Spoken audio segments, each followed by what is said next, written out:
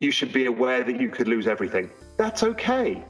Risk warnings are fine. But to say you can't take a risk is crazy. This is why Wall Street gets richer all the time, because to get access, you have to do it via a financial institution. It's the same with venture capital. Yes, we can do some crowdfunding stuff now, and it's opened up a bit, but it's still not fully opened up unless you're an accredited investor. So apparently if you have $1 million, you're not dumb money, and anybody less than $1 million is dumb money. I mean, that's insulting to people. What, does money define your ability to understand risk? No. Does it define your ability to take risk? No. What defines your ability to take risk is how much a percentage of your assets you're going to risk in it, which is risk management.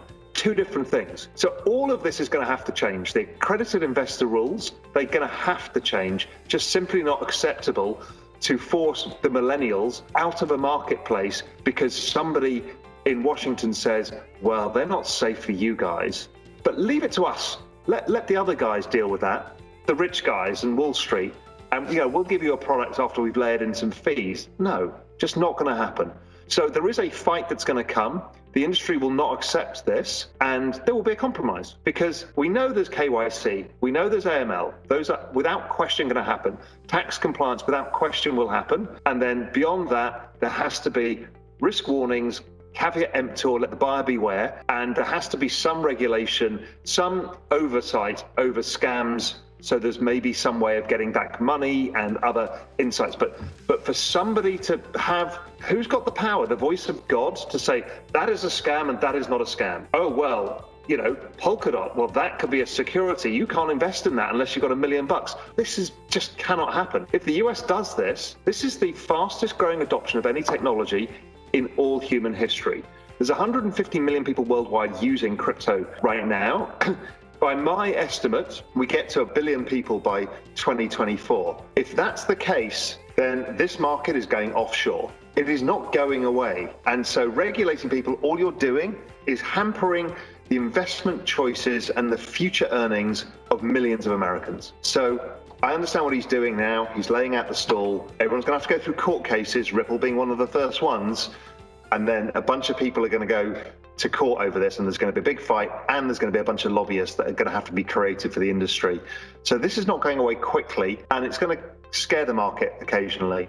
And then there's going to be a lot of FUD of people on Twitter going, see, they're going to ban Ethereum as a thing. You must buy Bitcoin, all of this nonsense. Everyone just calm down. This is going to take some time, and it is expected, and it has to happen.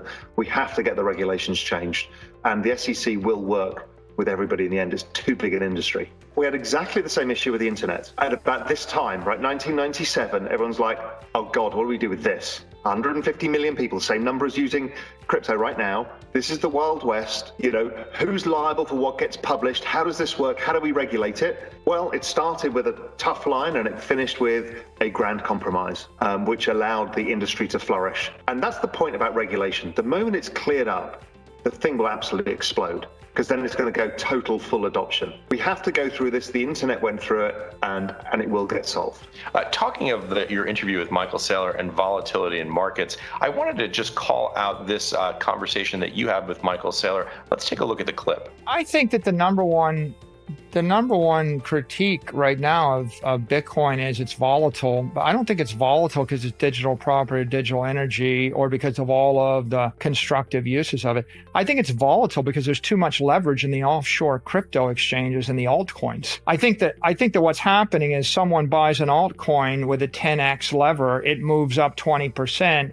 They cross-collateralize into the second altcoin, and then they somehow collateralize that, or they tie that into Bitcoin. I think that 20x and 100x leverage in the offshore crypto exchanges has been driving the volatility in Bitcoin. Well, there you have it, Raoul. Returning to the point we were making earlier about volatility in Bitcoin as an asset class coming from Michael Saylor and his thesis, this is offshore leverage accounting for that volatility in the system. A lot of all assets have leverage. It's like it's blamed on hedge funds in the S&P, and it's blamed, there's always somebody to blame it on. And yes, it's because humans love leverage. They cannot help themselves. They just want to have more of something. And so, yes, Asian leverage at like 10x or 20x leverage causes price spikes. And it's just a feature of the market. Now, we've seen leverage coming down. The 100x products are all kind of starting to reduce down.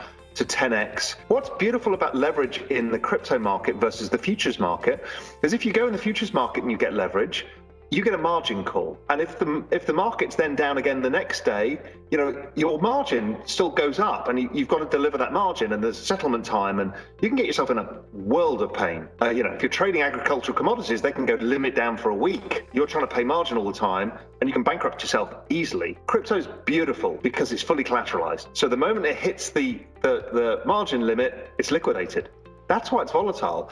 That volatility is a key feature that makes crypto as a market so robust, because you can't have a situation where somebody can't meet their margin call, because there are no margin calls, because it's instant liquidation. You're trading off the big risk for these smaller risks. Yes, and leverage can build up in a bull market, so the risk can be bigger, but over time, you don't have the institution going under side of the issue, or big investment house going under. It's not a feature of the space within retail.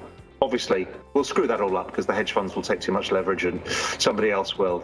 That's humans. We just always abuse leverage.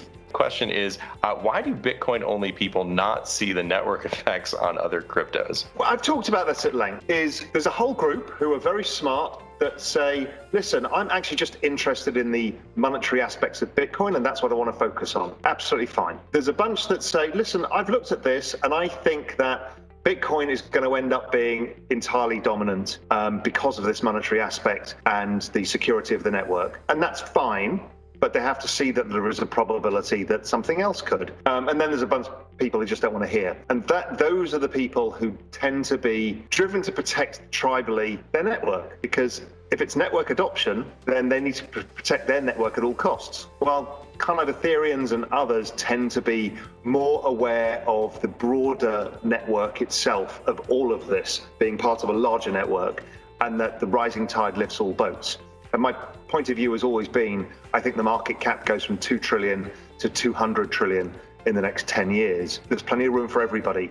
As Solana grows, Ethereum ecosystem grow, and it's only going to help Bitcoin grow because more people come into the space, the pie is growing, it's all going up in value over time. Yeah, speaking of room for everyone here, I think it's also important on Real Vision that we have some of those Bitcoin-only voices to make that argument. It was fun having Michael Saylor because, a very strong Bitcoin advocate. We got into it a little bit about the security thing, and, he's like, you sell your ETH because they're coming after you, the SEC, and that's fine. It's all part of the narrative of the space. Is there a risk that the crypto sector would be the hardest hit from Fed tightening, given how much extra liquidity has been going into the space? Boy, a perfect question, merging the worlds of cryptocurrency and macro. I don't think we're at that point in the tightening cycle where it happens. When capital comes out of the system, you will see crypto markets trade off, and that's typical of the business cycle. But we're nowhere near that yet. We're at tapering point.